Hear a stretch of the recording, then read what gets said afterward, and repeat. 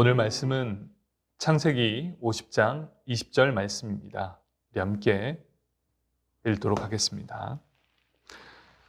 당신들은 나를 해하려 하였으나 하나님은 그것을 선으로 바꾸사 오늘과 같이 많은 백성의 생명을 구원하게 하시려 하셨나니 아멘. 함께 읽었던 이 말씀 창세기 50장 20절, 저는 이런 제목을 한번 잡아봤습니다. 고난은 성장통입니다. 실제로 이 제목은 이런 제목입니다. 고난은 성숙을 위한 성장통입니다. 성장통이라는 말을 많이 들어보셨을 텐데요. 이 성장통은요, 성장기 때 키가 자라면서 느끼는 통증을 말합니다. 근육과 힘줄의 성장 속도가 뼈의 빠른 성장 속도에 미치지 못해 일시적으로 나타나는 통증을 바로 이 성장통이라고 얘기합니다. 성장통은 참 아픕니다. 그리고 참 힘듭니다. 그런데 건강한 성인이 되기 위해서는 반드시 거쳐야 하는 과정입니다. 우리 그리스도인도 마찬가지겠지요. 건강한 그리스도인들이 되기 위해 필요한 이 성장통. 고통과 고난이 없다면 절대로 성숙한 그리스도인이 될 수 없습니다. 고통과 고난 가운데 인내를 배우게 됩니다. 또 고통과 고난 가운데 하나님을 더욱더 친밀해지게 합니다. 또한 하나님과 동행하는 법을 이 고통과 고난을 통해 배울 수 있게 되기 때문이죠. 오늘 말씀은 요셉의 이야기입니다. 이 한 구절 50장 20절 이 말씀은 요셉의 전 생애를 꿰뚫는 한 구절입니다. 요셉의 삶을 한마디로 요약하자면 이것입니다. 지금까지 지내온 모든 것이 다 하나님의 은혜입니다. 도대체 어떤 삶을 살았길래 이런 표현을 할 수 있었을까요? 요셉은 야곱의 아들로 태어났습니다. 아버지의 사랑을 듬뿍 받았던 아들이었죠. 그가 야곱으로부터 사랑을 받았던 이유를 성경은 이렇게 표현합니다. 노년에 얻은 아들이었기 때문이다 라고 말합니다. 아버지로부터 사랑을 많이 받은 요셉, 그리고 하나님으로부터 사명을 꿈을 통해 받았던 요셉, 이런 그의 삶에 얼마나 많은 우여곡절이 찾아왔는지 모릅니다. 하나님이 쓰시는 사람을 보면 대체로 그렇습니다.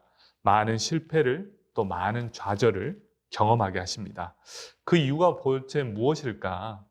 모든 상황 가운데서도 하나님을 찾는 훈련, 인생의 벼랑 끝에서 의지할 분이 오직 하나님 한 분이시라는 것을 몸소 경험하게 하시고 또 체험하게 한다는 사실이었죠. 요셉에게도 마찬가지였습니다. 참으로 많은 시련과 고통이 찾아옵니다. 그런데 참 이 요셉은 이렇습니다. 참 많은 어려움과 시련, 이 고통이 찾아왔을 때 요셉은 환경을 탓하지 않았습니다. 또 남의 탓을 하지 않았습니다. 오히려 그는 그 어려움 속에서 자신이 해야 할 일들을 찾기 시작합니다. 그리고 그 일들을 꿋꿋이 해나가기 시작하죠. 어떻게 그것이 가능합니까? 요셉은 어떤 인생을 살더라도 하나님과 함께함을 잊지 않았기 때문이었습니다. 하나님이 함께하는 삶, 우리는 흔히 이렇게 얘기합니다. 하나님이 함께하면 고난도 없고 시련도 없고 역경이 없을 거라 이야기합니다. 하지만 그것은 정답이 아닙니다. 오히려 함께하는 삶, 하나님이 함께하는 삶은 어떤 삶이냐? 모든 고난 그리고 역경이 동일하게 찾아오지만 그 역경과 고난을 견디고 인내하며 주님이 주시는 힘 가지고 승리하는 삶을 살아가는 사람, 바로 그것이 하나님과 함께하는 사람의 특징이었죠. 이런 요셉이었기에 마지막 그의 고백이 이 모든 것이 다 하나님의 은혜였습니다 라는 고백을 할 수 있었던 것이죠. 지금 이 시대는 코로나로 인해 참 힘든 시기를 보내고 있습니다. 이 현실 앞에서 무너지는 인생이 아니라 다시금 주님이 나와 함께함을 믿으며 인내하고 견디며 현재 상황에 최선을 다하며 실망치 않으며 주님과 함께 주님이 날마다 주시는 새 힘 가지고 희망을 품는 저와 여러분이 되길 축복합니다. 그렇다면 다시 말씀으로 돌아가서 요셉의 삶은 세 단계로 볼 수 있습니다. 첫 번째는 어린 시절, 두 번째는 청년 시절, 그리고 세 번째는 총리 시절의 삶이죠. 먼저는 어린 시절입니다. 요셉은 라헬에게서 낳은 야곱의 11번째 아들입니다. 야곱은 사랑했던 아내 라헬에게서 얻은 아들이었기 때문에 유달리 사랑을 많이 했습니다. 문제는 이 야곱의 치우친 사랑이 문제였지요. 다른 자식들에게는 큰 상처로 다가오게 됩니다. 특별히 요셉에게는 채색 옷을 입히게 하고 각별한 사랑을 주었던 야곱. 차별 대우를 받게 되면 자식은 부모를 원망하게 됩니다. 그러다가 점점 이 원망은 누구를 향해 가느냐? 사랑을 독차지한 그 형제에 대한 미움과 증오로 발전하게 되죠. 요셉이 형제들로부터 미움을 받게 된 결정적인 동기가 있었습니다. 그 동기는 바로 꿈이었죠. 요셉은 자신이 꿈을 숨김없이 부모와 형제들에게 얘기를 합니다. 요셉은 별 생각 없이 그저 하나님이 주신 꿈이다 생각하고 그것을 형제에게 다 얘기를 했죠. 그런데 그것이 결정적인 이유가 되었습니다. 그 결과 형들은 이 요셉을 죽이기로 모의합니다. 그리고 그 디데이가 되었습니다. 이제 그 요셉을 잡아 죽이기 위해서 형들이 모여있는 그곳에 요셉이 왔습니다. 그런데 차마 이 요셉을 죽이지 못하고 대신 미디안 상인에게 노예로 팔아버리게 됩니다. 요셉의 어린 시절을 보면 야곱에게 그리고 하나님에게 각별한 사랑을 받았던 요셉, 동시에 형제에게 미움을 받아 이방인에게 팔려가 고난을 당하는 요셉의 모습. 이것이 바로 요셉의 어린 시절의 모습이었습니다. 두 번째로 청년 시절의 요셉의 모습입니다. 요셉은 미디안 상인에게 끌려가 애굽의 노예로 팔려가게 됩니다. 팔려간 곳은 보디발의 질. 보디발이 누구냐? 바로 왕의 경호대장이었습니다. 요셉은 하루아침에 귀한 아들, 사랑을 듬뿍 받았던 아들에서 낯선 이국 땅, 아무 혈연도 없이 노예가 돼버렸습니다. 보통 사람이라면 어떻겠습니까? 신세한탄합니다. 내가 이 불행한 인생을 왜 살아야 되는지 또 자책하며 살게 될 것입니다. 그러나 요셉은 달랐습니다. 비록 노예의 삶을 살았지만 그 누구보다도 신실하고 부지런히 노력하는 삶을 살았던 요셉. 어떤 일이든 요셉은 손에 붙잡히는 이 손에 닿는 것마다 성공적으로 수행하는 일을 살게 되죠. 요셉은 어떤 상황 속에서도 하나님께서 이 상황은 내게 주신 이유가 있을 것이다 라고 생각합니다. 그리고 그 상황을 받아들인 상황에서 최선을 다해 그 상황을 인내하고 견디며 헤쳐나가게 되죠. 물론 하나님과 함께 동행하면서 말입니다. 하나님과 동행하는 사람은요, 그 당사자도 알지만 주변 사람들도 알게 됩니다. 그 주인 보디발, 이 보디발은 여호와께서 요셉과 함께 하셔서 그의 범사가 형통하심을 보고 알아봤습니다. 그래서 보디발은 요셉에게 나의 신복이 되게 신복처럼 생각하고 자신의 모든 것을 다 맡길 만큼 신임하게 됩니다. 일이 너무나 잘 풀려가고 있는 그 상황 속에 모든 신앙 가운데 신임을 얻고 안정된 삶을 할 그때에 어려움이 찾아오게 되죠. 이 보디발의 아내 요셉을 유혹하는 일이 발생하게 됩니다. 창세기 39장 10절에 이렇게 표현하고 있지요. 여인이 날마다 요셉에게 청하였으나 요셉이 듣지 아니하여 동침하지 아니할 뿐더러 함께 있지도 아니하니라. 아멘. 요셉에게 가장 큰 유혹이 찾아옵니다. 생활은 안정되었고 모든 사람에게 신임을 얻었습니다. 특별히 모든 것들을 자기 손 안에 쥘 수 있을 만큼 힘도 얻게 되었죠. 가장 힘든 유혹이 무엇이었을까요? 청년인 요셉에게 가장 큰 어려움, 아리따운 여인의 유혹, 유혹이었을 것입니다. 이것을 이겨내기란 참 힘들었을 거예요. 그런데 어떻게 이 요셉은 유혹을 이겨냅니까? 창세기 39장 10절에 이렇게 얘기합니다. 유혹을 이겨낸 요셉의 두 가지 방법. 첫 번째, 듣지 않았다. 두 번째, 함께 있지 않았다. 우리가 기억해야 될 것이 바로 이것이죠. 유혹이 나에게 온다면 첫 번째는 듣지 않는 것입니다. 그 유혹을 듣지 않고, 두 번째, 함께 있지 않으려 안간힘을 썼던 분명한 목적이 있는 사람은 흔들리지 않았습니다. 당장의 유익을 위해 하나님의 비전을 버릴 수 없다는 것을 이 요셉은 알고 있었죠. 아무리 아리따운 여인이 유혹하더라도 그것으로 만족하는 삶을 살 수 없었던 이 요셉. 그래서 그 유혹을 다 뿌리치게 되었죠. 그런데 그렇게 쉽게 무너질 보디발의 아내가 아니었습니다. 막무가내로 더 덤벼들기 시작합니다. 얼마나요? 날마다 요셉에게 요청합니다. 요셉의 옷을 붙잡고 침실로 가자 꿰었습니다. 그러자 요셉은 황급히 손을 뿌리치게 됩니다.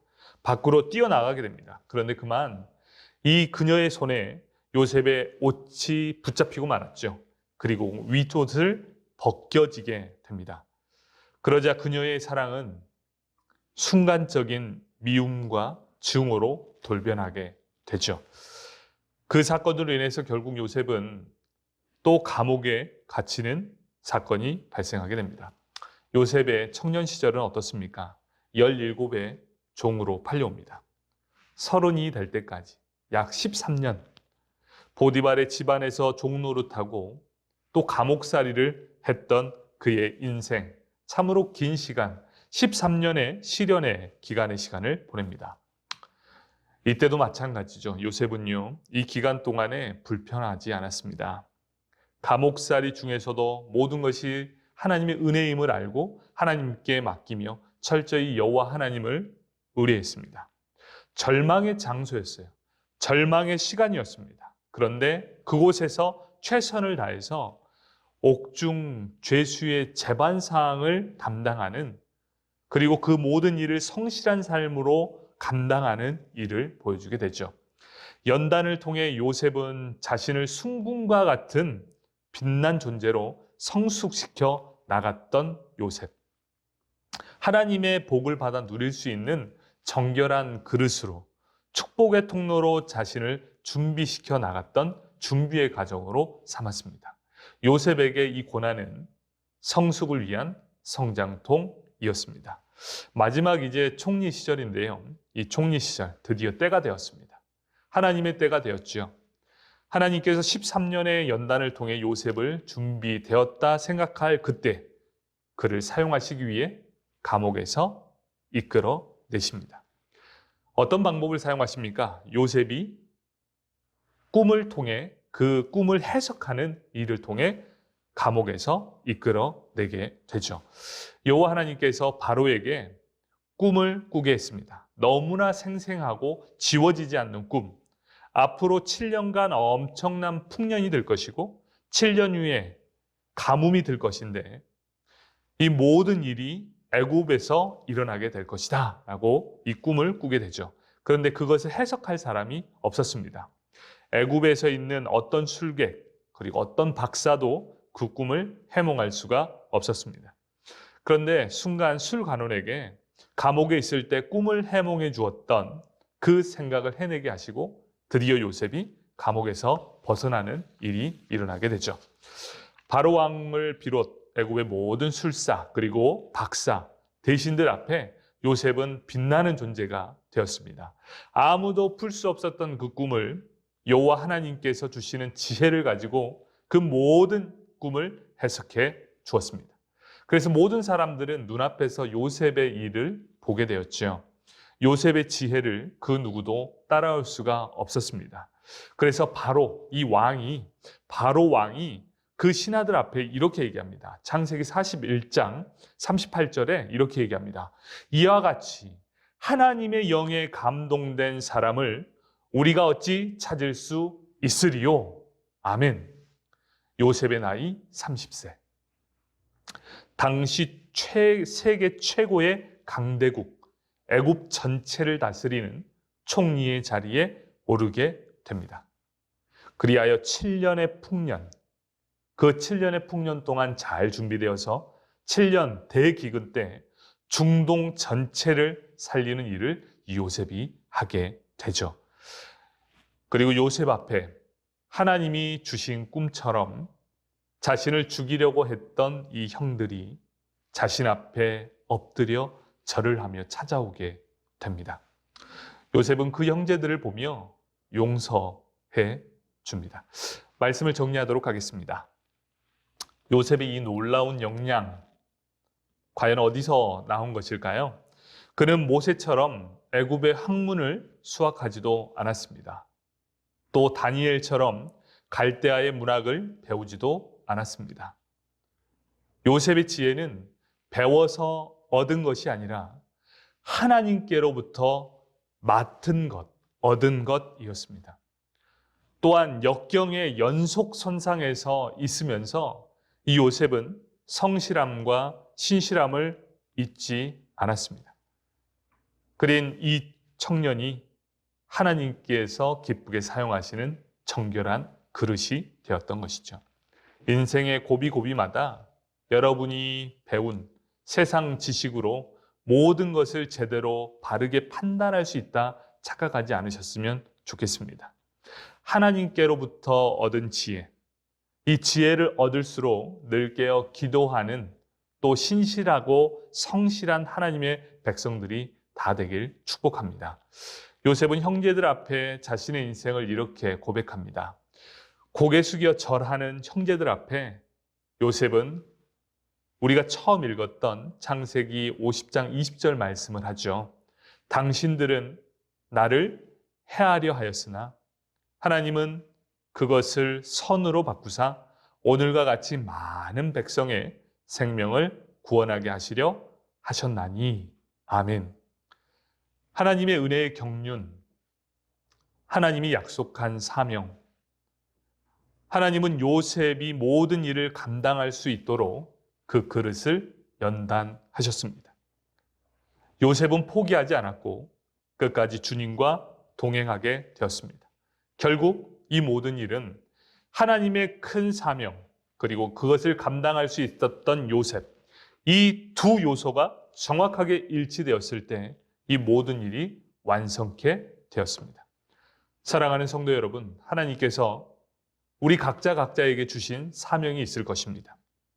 그렇다고 힘들다고 어렵다고 포기하시겠습니까? 힘들고 어렵다고 하나님 없다고 하나님을 외면하시겠습니까? 세상은 우리를 무너뜨리려고 합니다. 보디발의 아내도 요셉을 무너뜨리려 했던 것처럼 모든 세상은 우리 그리스도인들을 무너뜨리려고 하고 있습니다. 하지만 우리 한 가지 분명한 것이 있지요. 하나님이 함께 하시면 우리는 반드시 이기게 될 것이라는 것입니다. 사랑하는 성도 여러분, 지금 이 시간은 성장통의 기간을 어쩌면 지나고 있는 시간일지 모르겠습니다.